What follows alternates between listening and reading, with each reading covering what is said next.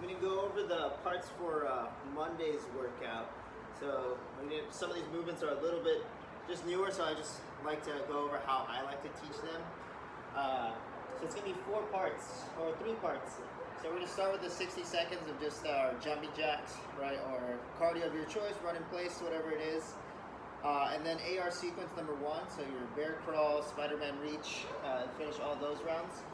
Once you're done with those, we're going to do a different kind of warm-up for your upper back. So we're going to do an every 45 seconds for 8 rounds, just 6 minutes, starting with 10 prone, so just 4 movements, repeating each twice. So first one is 10 prone snow angels. So it's similar to your Superman that we do, right? So we're going to have the athletes lay face down on the ground, right? Squeeze your butt, chin tucked in, looking down, hands over your head, and you're just gonna try to bring your pinkies together, and then overhead, bringing the thumbs together. So that's 1, 2, 3, 4.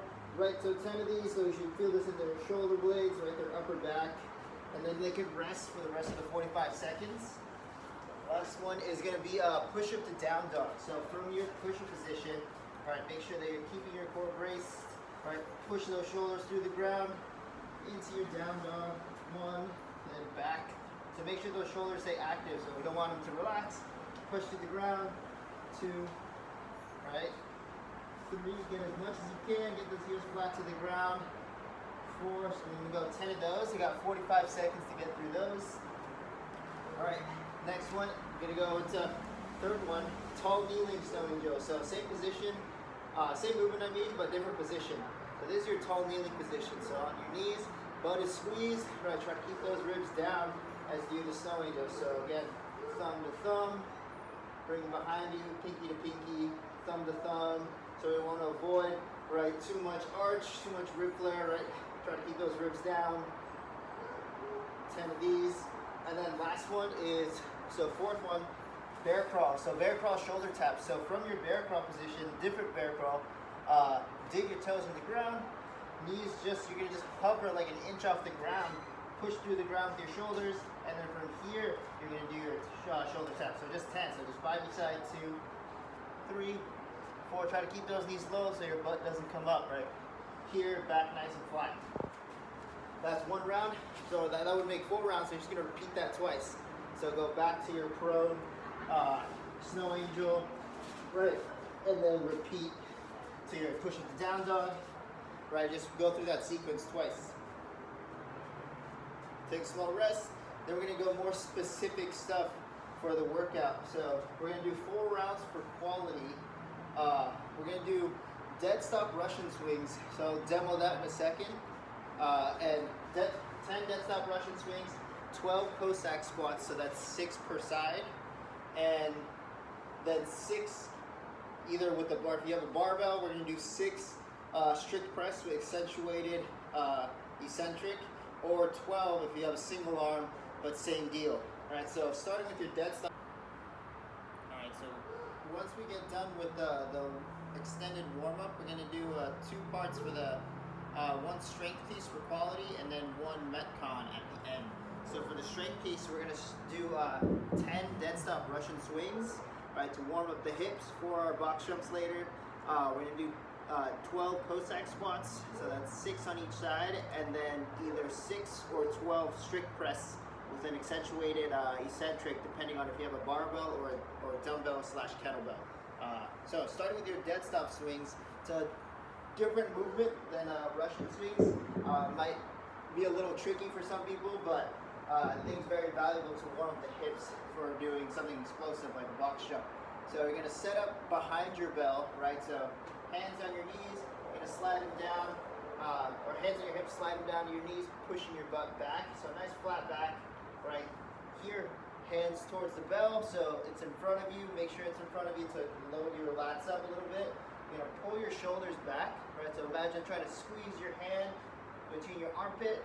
Right, big throw, big swing, hike football, squeeze, and swing. Right, so every time you're gonna come back down to the bottom though. So you're gonna big hike, swing, and catch it with your hips.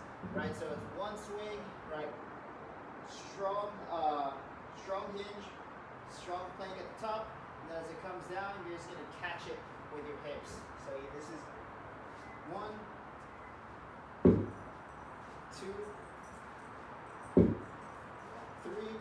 So we're going all the way to 10, right? So tell them you can take breaks in between. These are all trying to get as strong a swing as you can each rep. And then you're gonna go into your Cossack squats. So you can do this weighted or unweighted, but make sure that we're getting as much range as we can. All right, push, sitting 1, sitting back, right?